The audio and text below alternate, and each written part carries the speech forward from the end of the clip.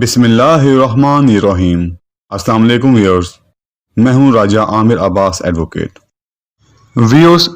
مسلم family laws ordinance 1961 کا section 7 طلاق کے بارے میں ہے، جس میں بتایا گیا ہے کہ جب بھی کوئی شخص اپنی بیوی کو طلاق دے تو وہ طلاق دینے کے فوراً بعد جتنا جلدی ممکن ہو سکے اپنی متعلقہ یونین کونسل کے چیئرمین کو تحریری طور پر نوٹس ارسال کرے گا کہ میں نے اپنی بیوی کو طلاق دے دی ہے، اور اس کی ایک کاپی اپنی بیوی کو بھی ارسال کرے گا۔ اور جو شخص ایسا نہیں کرتا اس کو قید کی سزا ہو سکتی ہے، جو کہ 1 سال تک ہو سکتی ہے، یا پھر اس کو جرمانہ عائد کیا جا سکتا ہے، جو کہ 5000 روپے تک جرمانہ عائد کیا جا سکتا ہے، یا دونوں سزائیں دی جا سکتی ہیں۔ سیکشن 7 میں ہی بتایا گیا ہے کہ اگر کوئی شخص اپنی بیوی کو طلاق دیتا ہے اور متعلقہ یونین کونسل کے چیئرمین کو نوٹس ارسال کرتا ہے تو ایسی صورت میں نوٹس وصول ہونے کے بعد سے 90 ڈیز کا عرصہ گزرنے تک وہ طلاق مؤثر نہیں ہوگی، یعنی کہ متعلقہ چیئرمین کے نوٹس میں آنے کے بعد سے 90 ڈیز کا عرصہ گزرنے کے بعد وہ جو طلاق ہوگی وہ انفورسیبل ہوگی اور متعلقہ پارٹیز کو ڈائیورس سرٹیفکیٹ جاری کر دیا جائے گا۔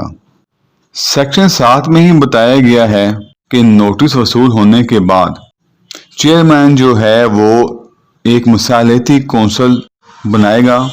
جو کہ دونوں پارٹیز کو بلا کر ان کے درمیان صلح کروانے کی ہر ممکن کوشش کریں گی۔ سیکشن 7 میں ہی بتایا گیا ہے کہ اگر بیوی جو ہے وہ پریگننٹ ہو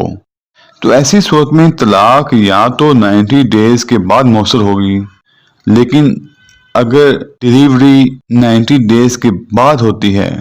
تو ایسی صورت میں اس ڈیلیوری کے بعد طلاق مؤثر ہوگی۔ سیکشن 7 کے مطابق ہمارے علم میں آتا ہے کہ طلاق اس وقت افیکٹو ہوتی ہے جب 90 ڈیز کا عرصہ گزر جائے،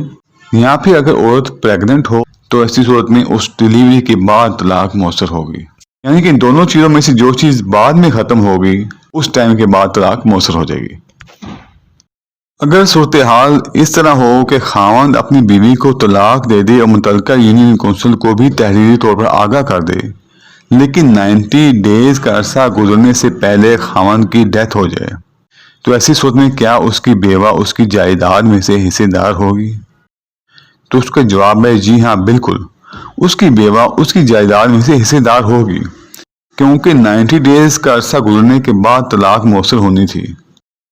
اور اس سے پہلے اس کا خاوند کسی وقت بھی طلاق واپس لے سکتا تھا، ان کے درمیان راضی نامہ ہو سکتا تھا۔ لیکن اس 90 ڈیز کا عرصہ گزرنے سے پہلے اگر اس کا خاوند فوت ہو جاتا ہے تو اس کی جو بیوہ ہے وہ اس کی جائیداد میں سے حصے دار ہوگی۔ اس بارے میں کئی ہائی کورٹ کی اور سپریم کورٹ کی سائٹیشنز بھی موجود ہیں، جس میں سپریم کورٹ نے واضح طور پر بیان کیا کہ اگر خاوند طلاق کا نوٹس دینے کے بعد وفات پا جاتا ہے اور ابھی 90 ڈیز کا عرصہ نہیں گزرا تو اس کی بیوہ اس کی جائیداد میں سے حصے دار ہوگی۔ ویورز، ویڈیو دیکھنے کا بہت شکریہ۔ اگر آپ کو میری ویڈیو پسند آئی ہو تو پلیز لائک اور شیئر کر دیں، میرے چینل کو سبسکرائب کر دیں اور بیل آئیکن کو پریس کر دیں۔ اللہ حافظ۔